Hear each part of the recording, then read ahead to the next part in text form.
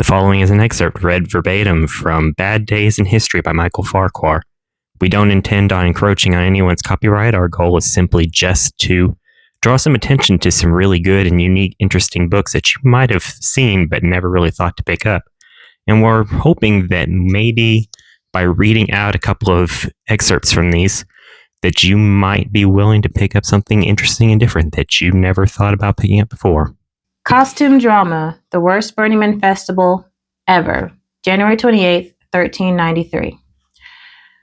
By the year 1393, Charles VI of France was already showing worrisome signs of the psychosis that would eventually rob him of all reason.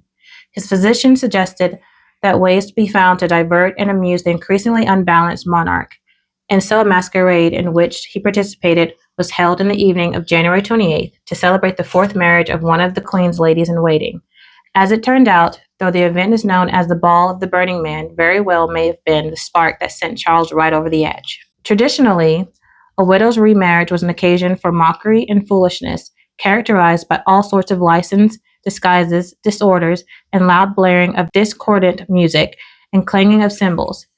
As historian Barbara Tuchman explained in A Distant Mirror, the calamitous 14th century, this particular masquerade took on a distinctly pagan flavor, with 5 high-ranking knights, along with the king, dressed as wild men from the woods. This costume, sewn unto the men, were made with linen soaked with resin, to which flax was attached, so that, as Tuchman wrote, they appear saggy and hairy from head to toe.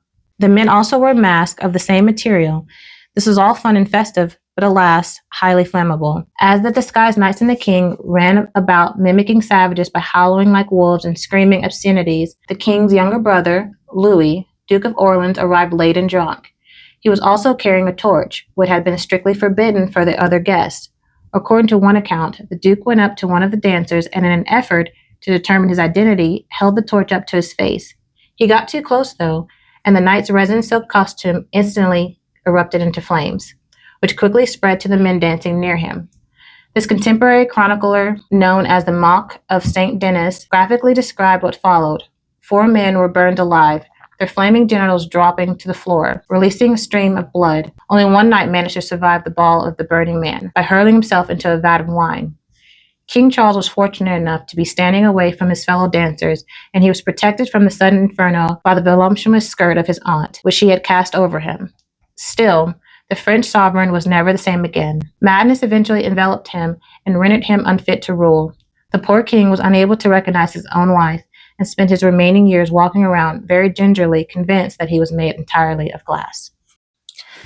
Hi, I'm Chai. I'm Kyle. And clearly you're not having as bad a day as these people in this book. Nope, not in the slightest bit. Right. So, I hope you enjoy that story. The one was a costume drama, the worst Burning Man festival ever. I've never been to Burning Man. Neither have I. It's not really my cup of tea, and reading the story, it never will be. I think I'll take a hard pass after that one. Yeah, so hopefully you enjoyed it. This was written by what? Michael Farquhar. Anyway, I hope you enjoyed the story. It was actually quite interesting and sad, honestly. It was really sad. A little funny, actually. We laughed through it, so... It was funny. I wonder, I'm curious, though, if that's where Burning Man came from. That's kind of what we were both thinking, was maybe that's where Burning Man came from. Yeah, but these are literally men burning. Yeah. So that's kind of sad that the king literally lost his mind. Of course, there's a very good chance someone's going to say, of course it was, are you guys stupid? But, you know... No one asked for your opinion. Exactly. Thank you.